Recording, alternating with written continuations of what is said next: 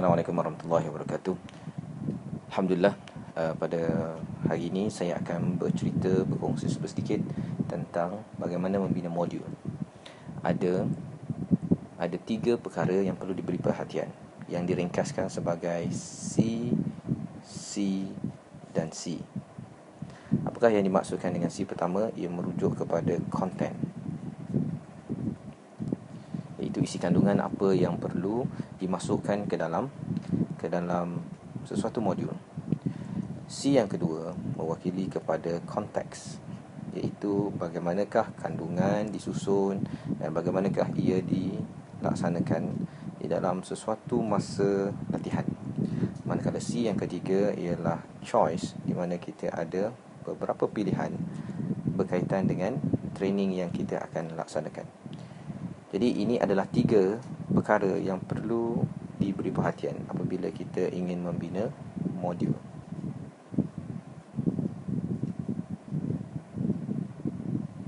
Maka mari kita perhatikan kepada perkara yang pertama, iaitu content, di mana sesuatu konten itu perlu wujud dengan mantap, kerana apabila ia dilaksanakan dengan begini, ia akan memastikan modul kita adalah berkualiti. Jadi apakah 5 jenis konten yang boleh dijadikan sebagai asas untuk kita membina modul?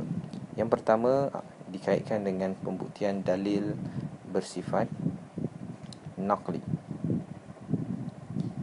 iaitu ia merujuk kepada Al-Quran dan juga daripada As-Sunnah. Ini adalah asas dalam pembinaan modul oleh trainer yang beragama Islam. Yang kedua adalah dalil aqli, iaitu yang berasaskan kepada sumber akal, terutama berkaitan dengan bahasa, berkaitan dengan teori pemikiran, segala logik yang dibina oleh manusia, termasuklah matematik, juga termasuk dalam dalil aqli. Manakala yang ketiga ialah dalil fitri, iaitu berkaitan dengan fitrah manusia yang dikaitkan dengan ilmu psikologi, tentang antropologi, ataupun pelbagai ilmu-ilmu yang menceritakan tentang fitrah manusia, seperti sosiologi. 4 ialah dalil hissi, yang ada kaitan dengan sains dan juga engineering, sesuatu yang bersifat teknikal. Manakala yang kelima adalah dalil tarikhi, yang ada kaitan dengan sejarah, ada kaitan dengan sesuatu berita ataupun cerita ataupun sirah pada zaman Nabi SAW ataupun sahabat. Jadi ini adalah konten yang perlu diberi perhatian. Dan jika kita ingin mencari sesuatu, kita boleh brainstorm kepada naqli, ataupun pada aqli, ataupun kepada fitri, ataupun kepada hissi, ataupun tarikhi. Apabila ada kelima-lima perkara ini akan menjadikan modul kita amat mantap. Jika kita tidak mendapat salah satu daripada perkara ini, ada perkara yang tidak lengkap, ia tidak perlu dibimbangkan, tetapi perlu dijadikan agenda untuk diteruskan dalam membina modul yang baik. Dan caranya ialah dengan membaca buku, mengikuti program, ataupun membaca jurnal. Ini semua memberi manfaat untuk menambahkan lagi konten, dan lebih banyak konten yang terhasil, yang dikumpulkan, ia mampu untuk diterjemahkan kepada perkara kedua, iaitu konteks. Baik, saya akan bercakap sedikit tentang konteks. Konteks ini boleh dibahagikan kepada 4 perkara, iaitu tell, show, do dan review.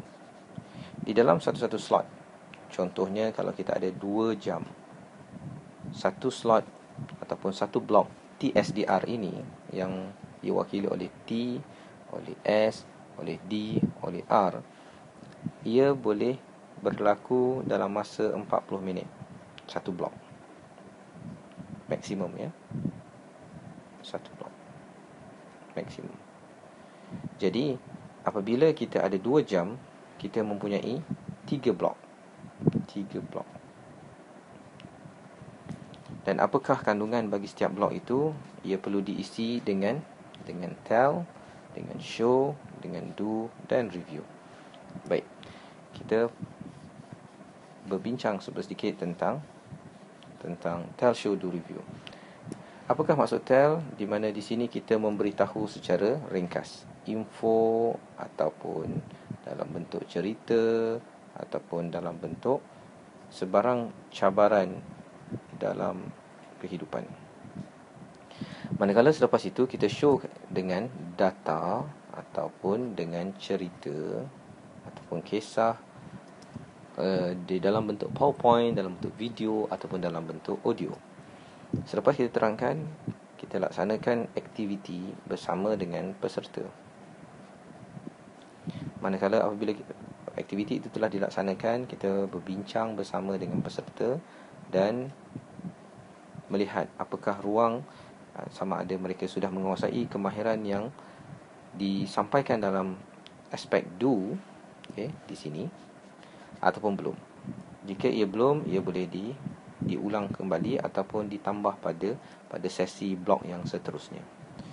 Baik, perkara ketiga ialah choice, dan ia diberi fokus kepada bahagian do dalam sesuatu latihan. Jadi ada choice yang banyak, tetapi kita boleh pecahkan kepada 2 perkara, iaitu frame game,